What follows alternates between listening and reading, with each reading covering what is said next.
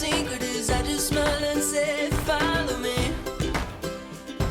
I'm sitting on top of the world, on top of the world. Life's too short not to really live. I got a big heart, I can let you in. I'm sitting on top of the world, on top of the world. Welcome back to Toxic Bliss, Surviving Narcissism with me, Awen Reese. The last episode left me a little melancholy, not triggered, but just sad. Reliving one of the bad moments that Maggie had went through is far more painful than reliving my own bad moments.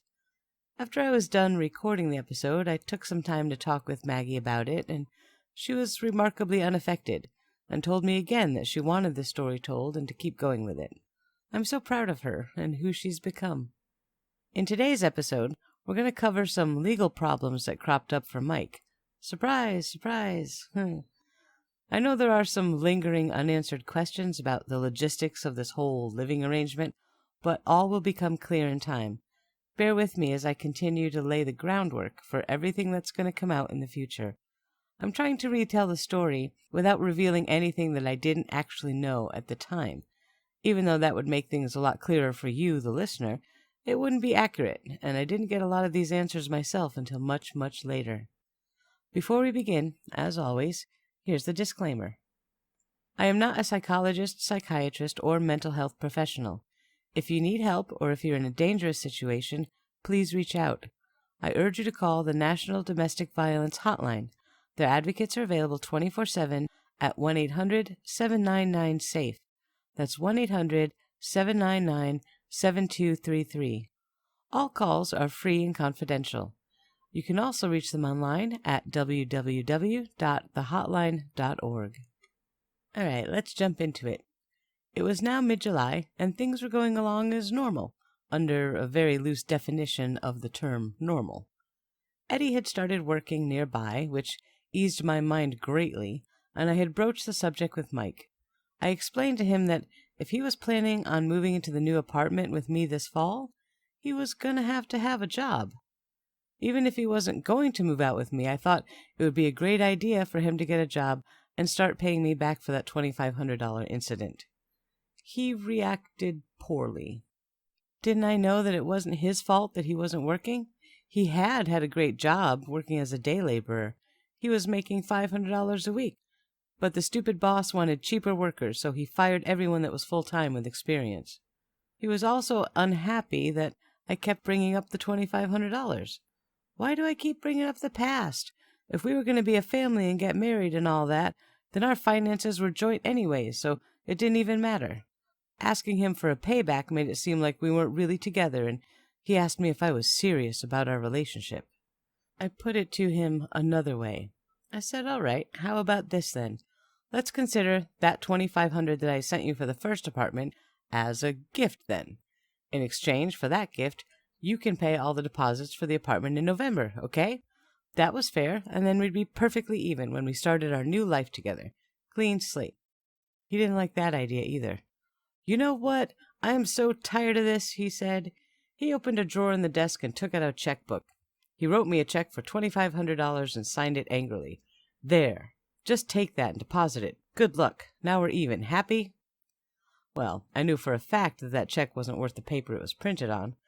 And I said, are you serious, Mike? You want me to deposit this check? Are you sure about that? You know what's going to happen when it bounces? I don't care, he said. I just want you to get off my back about it. Jeez. Oh, then get a job, I told him as I slipped the check into my pocket, thinking it might come in useful someday, and I walked out of the room. He followed me, still angry, or even angrier now. I can't get a job, he hollered. Okay, is that what you want to hear? I turned and looked him right in the eye. Why not? Why can't you get a job? Tell me. He flopped down on the couch and sighed. I think he was trying to force some tears even. His tone changed immediately. You know I'm on probation, right? I said yes, but that doesn't preclude you from working. You may have a harder time finding a job, but you can. No. It's not that simple, he explained. I'm currently in violation of my probation. I haven't been going to the anger management classes, and I haven't seen my probation officer. He could pick me up any day if he knew where I was. Ah, God, the fun never stops with this guy. Okay, I said, taking a deep breath. We have to fix this. I'm not starting a life with this kind of baggage over our heads, but I'm not going to leave you alone either. I'm going to help you. What do we have to do? What does it take to make this all better? He looked at me with a hopeful expression. I was sure he was thinking that he was better at manipulating me than he thought, and he was very pleased with that knowledge. Well, first I have a warrant out for my arrest, he said. I stopped him right there. Is that why you were practically hiding behind me when the cops walked up to us at the beach? He nodded. Aha! Mystery solved. It seemed that I was the big, strong protector here, not him after all. I made a mental note to use that in some future argument. I'd say something like, "Oh, you're such a big man when some old drunk guy puts a hand on my shoulder, but you hide behind me like a little girl when the big bad police show up, huh?" I knew that would cut him to the quick, and although I was very, very much in love with him, I had already learned that I needed to amass an arsenal of attacks for some day. This would be a good one. What was that I said a while back about assured mutual destruction? Yeah. Okay, I said, so there's a warrant. How do we get that removed or whatever they do? I asked, returning to the matter at hand. Well, I have to turn myself in, he said dejectedly. Oh, okay, so if you do that, you'll go to jail? I had no idea how these things worked back then. I could only rely on his understanding and hope for the best. Yeah, I'll get processed, but you could bail me out. Bail, I thought. That sounds expensive. I didn't have a house to mortgage or anything at the moment. How much was that going to be? Well, I don't know, he answered. A couple $100 at least. Great. Then what happens? He said he'd have to see a judge and then his probation officer eventually and go to those stupid classes. Stupid classes? I asked. You know, he said, the anger management bullshit. I think those might actually be a good idea from what I've seen the past few weeks. Maybe they'll do you some good, I said, hopefully. He looked at me with pure disgust, but remembered himself and that I was the one actually trying to help him, and he hid his anger quickly. Whatever. I just have to go to them, and then once I finish, I'll be all done, free and clear to go. Well, all right, I said, let's get it done. I don't want this over our heads any longer. Tina was upstairs, and I said I'd go tell her what was happening, and he should get ready to leave. What? He said. Now? He asked, terrified. Well, yes, now. What did you think I meant? Next month? We're fixing this today. Get yourself ready. No, he responded. I'm not ready to do this yet. It can wait a bit. Ha ha. No, it can't, I said. I'll call the damn police myself if you aren't ready to go in 20 minutes. Get your shit together. I'm not playing. I went upstairs and went into their bedroom for the first time ever. Tina was surprised to see me in the doorway. She was laying in bed eating a bag of candy and sitting in front of a fan, and I sat down at the edge of the bed next to her. I wasn't playing with her either. I just found out that Mike has a warrant out for his arrest, violating his probation. Did you know that? She nodded. You knew, and... Never mind. I'm taking him to turn himself in, and then I will bail him out and get him to those classes. This has to be cleared up before something bad happens. She nodded again. I will cover the cost of his bail and consider that room and board for the month, all right? She nodded. Okay, well, nice talking to you. I'll be back with him if possible in a few hours. Eddie's home, so he's watching the girls downstairs. I left her room, and I went to find Mike, who had changed his clothes and was pacing around the living room. I noticed that he was suddenly wearing all of his navy-themed clothing. I didn't think that was by chance. I explained to Eddie the basics of what was happening, and he balked at the idea of paying his bail, but what were we going to do? Let him get picked up randomly and sit in jail while they figured it out? Eddie shrugged like, well, why not? And I didn't have a good answer to that, so I just rolled my eyes and left. We drove to the police station and sat in the car for a few minutes talking. Mike really did not want to do this, but I was done with his whining. I said the famous line, "Don't do the crime if you can't do the time," to which he responded with blathering about he hadn't done anything wrong, and this was all Tina's fault because she was mad and he was innocent. I gave him a whatever of my own and got out of the car. He followed, reluctantly. We're going to take our quick break here, and when we come back, We get to go meet with the police. Isn't this fun? See you in a minute. Welcome back. We went inside the police station, and Mike let me do all of the talking, of course. I explained that I was here with him, and he had an outstanding warrant that we wanted to clear up. We met with an officer who explained that he'd have to take Mike into custody and he'd be processed into the system. But while that was happening, I could go visit the bail bondsman to work out that side of the problem. He was very polite and nice about it. Mike had turned on super charming mode and even jokingly asking the officer if he could keep the handcuffs after this was over. Ha ha ha. I just shook my head and looked away. The officer brought Mike over to the jail, and I left to go see about this bail thing. $350 it cost me, and the bondsman assured me that Mike would be released within the hour. I went back to the jail and waited.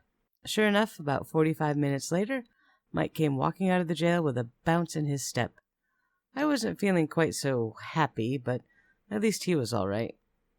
He got in the car and said it was all set. He had to start his anger management classes the next day, twice a week for 10 weeks. But as long as he did that and stayed out of trouble, everything would be finished. Well, good. Don't you feel better now that it's settled and not hanging over your head? I asked him. He made a non-committal noise. Admitting I was right was not possible for him. Nor was saying thank you, apparently. I'm starved, he said. Let's go out to eat before we go home. Sure, I said, wondering how much this was going to cost me. Where do you want to go? I asked. Joe's Crab Shack. It's my favorite place. You'll love it. Oh, I answered. I don't like seafood, at all. Is there anywhere else you want to go? And he whined in response. Aw, but it's so good. There's got to be something you'll like. Come on, it'll be fun. At this point, I just gave up. He had Joe's Crab Shack in his head and would not be dissuaded. I had been picking lots of battles to fight with him over lately, but this one, screw it. They had to have burgers or something else on the menu. We arrived at the restaurant and got the last open table. The place was packed. Every single table was full, and it was bright and noisy and loud, and music was playing, and it smelled like fish. But I smiled because he was happy, and that's what mattered, right? He was acting like a kid at Chuck E. Cheese. He bounced into his seat and grabbed the menu. See, he asked, isn't this place great? So fun. Yeah, it's great, I said as convincingly as possible. I read through the menu, trying to find a non-seafood option. It looked like I had a choice between chicken tenders or a hamburger. Fine, that would do. Mike was still bouncing around in his chair to the music and singing out loud now and again. I felt like I needed to remind him that we were in public and he should behave. But then I remembered that he wasn't in fact my child, and he should have learned his manners by now. The waitress came over finally, and he ordered first. And he ordered a lot, and I had noticed the prices on the menu. I asked for a hamburger, and the waitress said they were out of those, sorry. Oh, okay, well, how about the chicken tenders then? Oh, sorry, we're out of those too. She said she'd go ask in the back if there was any other non-seafood options available, and she came back a few minutes later. When she came back, she did say that they had some pasta Alfredo and garlic bread, and there was no seafood in that. Ugh. I opted for an order of French fries. Even the nachos had shrimp in them. Mike said, "That's all you're going to eat? French fries? Nah, come on. She'll have the shrimp basket. You'll love it, really." I started to object. I hate shrimp. But the waitress wrote it down and scurried off before I had a chance. Damn it, I swore under my breath. Mike was busy singing along with the radio and sipping his soda. I was looking around the room. Our table was smack in the middle of the restaurant. Not a location I would ever choose, but we didn't have another option. The food came out quickly, which I was grateful for, and my Lord, did he order everything on the menu? Holy cow! Our entire table was covered in plates, and he was smiling like a kid on Christmas morning. Crab legs, 4 different kinds of shrimp, crab cakes, some kind of chowder stuff. I could not believe it. And there I was with my French fries. He dug in immediately and ate fast. I noticed that one of his plates had come with some hush puppies, so I reached for one. I love hush puppies. He smacked my hand and I dropped it. I looked at him, utterly shocked, and he said, "Those are mine. Order your own." The look on my face did not change. "Oh, I'm just kidding. You can have one, but just one." "No, thanks. I'm not hungry," I said, in a very icy voice. "Well, suit yourself," he said, as he began hoovering his meal again. The waitress came by to ask if everything was all right, and I asked for a refill of my Diet Coke. "You know, you shouldn't drink so much of that stuff," he said, with a mouthful of food and spraying crumbs as he spoke.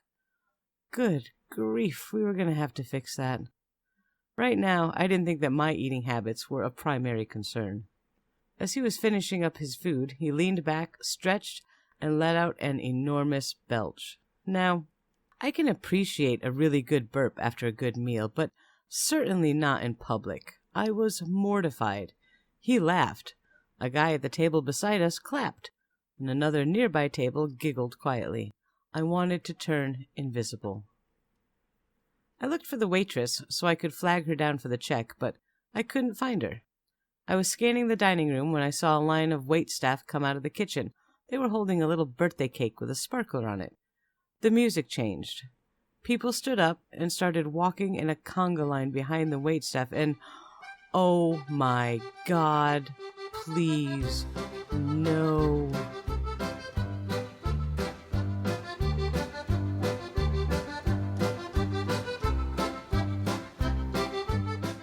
Mike jumped up from his chair, tried to pull me up too, but I had turned completely to stone, and once finding me immovable, he just ran to the back of the line to join in. The lack of meteor striking the building we were in was the clearest sign ever that the universe is a dark and cruel place. I put my forehead on the table, directly on the table. I could not even watch this travesty of good sense, and I prayed very hard for an earthquake or a tornado or any natural disaster to come and take me, please. When the song finally ended, Mike returned to our table, laughing and smiling and sweaty. "Isn't this place great? I told you it was fun. Ha ha! Ha! Yeah!" I caught the attention of our waitress and left a sizable tip. The check had come to $89, and I walked out the door. I assumed Mike would follow me, but I made it to the car long before he did. He came out about 10 minutes later with bags, lots of bags, all the leftovers. Of course, why not? The car was about 120 degrees inside, and the AC was not the most efficient ever, and the car stank of fish and tartar sauce and cocktail sauce within seconds. I was turning green, quite literally. "Hey, you okay?" Mike asked as he drove. "Yeah, fine. Keep going. Home. Fast." I yelled to him loudly as my head was completely out the window. I was trying to get away from the nauseating smell. "Huh? Are you sure you're okay? Are you going to be sick? Did something you eat not agree with you?" I shot him a glance of, "No, stupid. Please just shut up and drive." I hadn't eaten anything except a few French fries, which have never made me or anyone else I know sick. He honestly had no understanding of what I was thinking or feeling at that moment. He could not see outside of his own point of view. We had just had a fantastic meal at a super fun restaurant, and I was being a downer. We got home, and I ran inside. I needed a Tums or Pepto-Bismol or something, stat. I grabbed a Diet Coke and grabbed Eddie by the shirt and pulled him out the back door with me. "Hi," he said with a smile. Cigarette time had become mini therapy sessions outside with Eddie. He noted that every time we came out for a break, I had some crazy new story to tell him. I explained our dinner excursion and explained that I had to pay for it, after paying for his bail, and that we really needed to talk to Mike and Tina about these miscellaneous expenses. He agreed and said we'd do it tomorrow. I didn't want to seem ungrateful to our hosts, but this wasn't a normal situation, and its complexities were compounded by Mike assuming I seemed to possess unlimited funds. And right on cue, Mike opened up the door and came outside. I wondered if he had been listening inside, as he always seemed to come out just when anything serious came up as a topic. "There she is," Mike said as he came flying out the door. "There's my sweetheart, my love. Hi, honey," he said as he brushed past Eddie and scooped me into his arms. You are the best, he said and clapped Eddie on the back. Isn't she the best? You're lost, pal. Ha ha, poor guy. Anyway, let's go swimming at the beach. I'm so happy about today, and I don't want to stay inside tonight. Come on, it'll be fun. I sighed heavily and looked at Eddie, who told me, in eyebrow language, Hey, you picked this guy, don't look at me. Have fun. He smiled and went back inside. All right, I told Mike, let's go to the beach. And that wraps up this episode, but tune in next time to find out what happens at the beach, because it's never as simple as just going to the beach, is it? Thank you for listening, and until next time, take care. People ask me what my secret is, I just smile and say